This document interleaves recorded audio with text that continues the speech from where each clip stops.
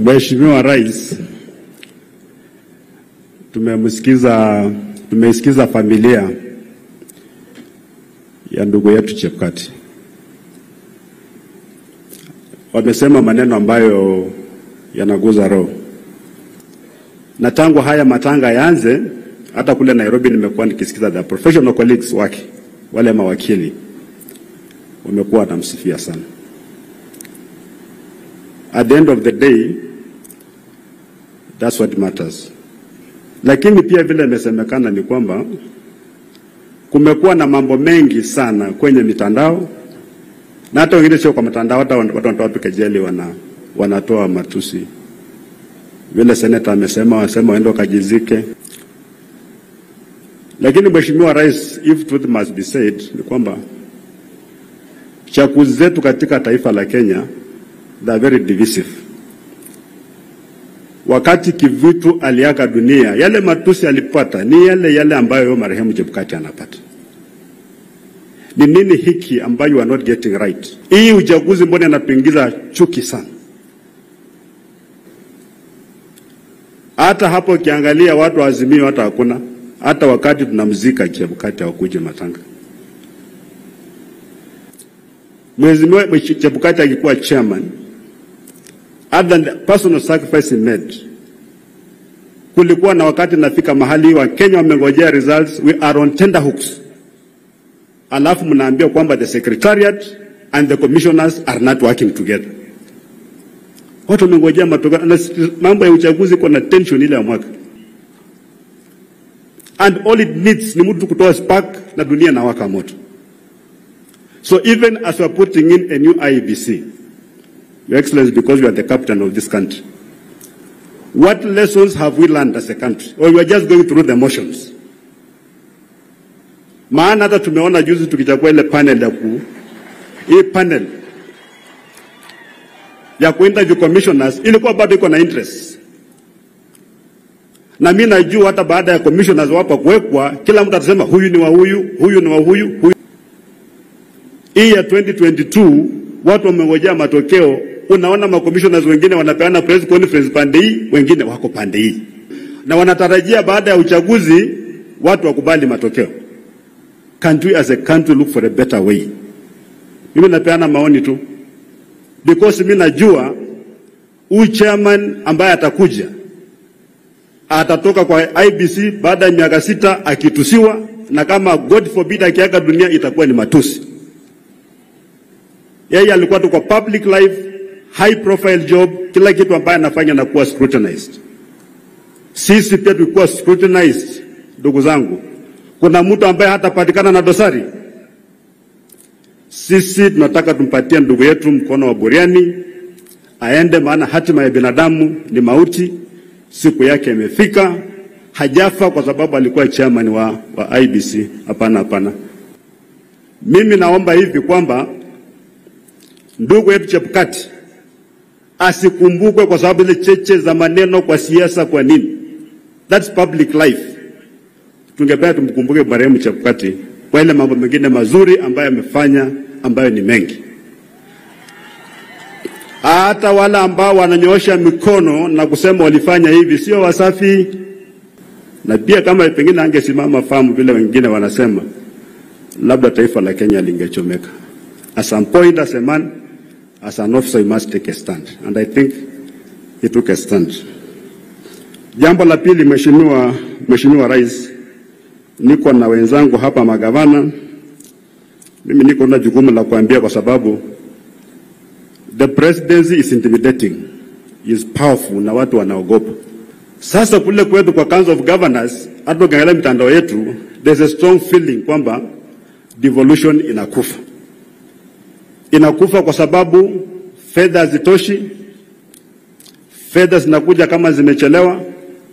Majukumu ya county sasa hata hayachukuliwa na national government, sasa ni wabunge ndio wanafanya hayo majukumu.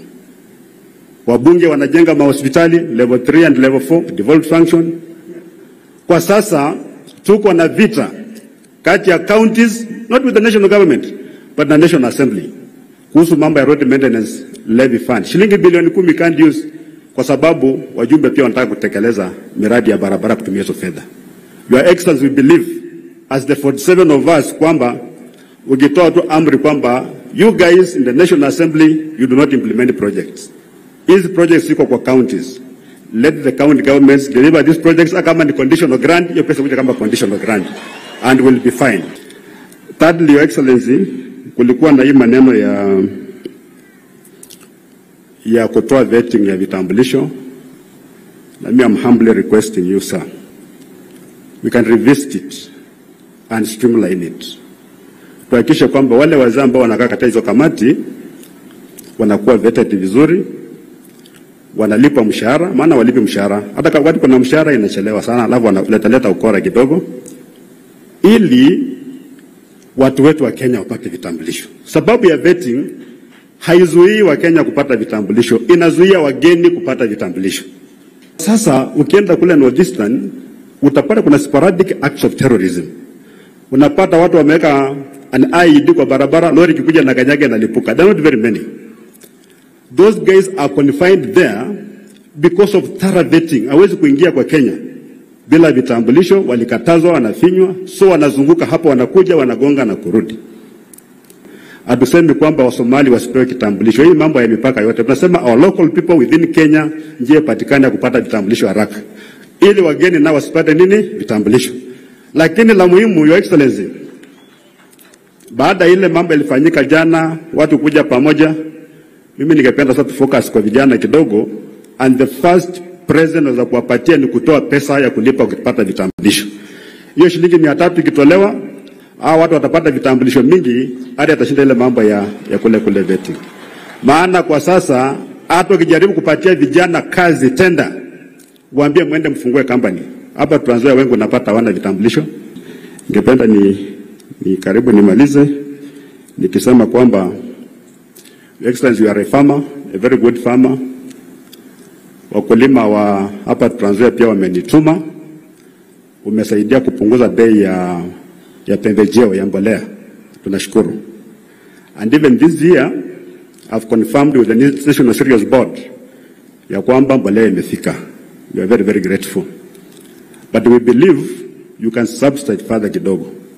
Kwa sababu mwaka wa 2021-22 bei ya mahindi ya mkulima kupeleka kwa soko ilikuwa 6,400. Ime reduce progressively to 4,500, 3,500. Saizi wanakuuza na 3,000 shillings. Finally, Your Excellency, I have a disclaimer here. Mimi nimekuwa nikiongea mambo ya watu wetu wapande kukua pamoja. Na kuna watu ambao wanaona hiyo kama ukabila. Sio ukabila. Watu kukuja pamoja vile tumekuja hivi, hiyo sio ukabila. Ukabila ni kupendelea. Sisi tunataka jamii yote ya mkoa wa Magharibi, na mnajua tuko cosmopolitan. Hakuna mtu ambaye akai Magharibi. Tutembee pamoja so that we are taken seriously. Nyinyi mkiendelea kukaa vile mnakaa hivi, ghafla kama ile ilifanyika jana kati ya rais na former prime minister, nyinyi watu ya Western, kama mtakaa pamoja, mweke kura zenu pamoja, mtakuwa mnaangalilia kwa view sasa.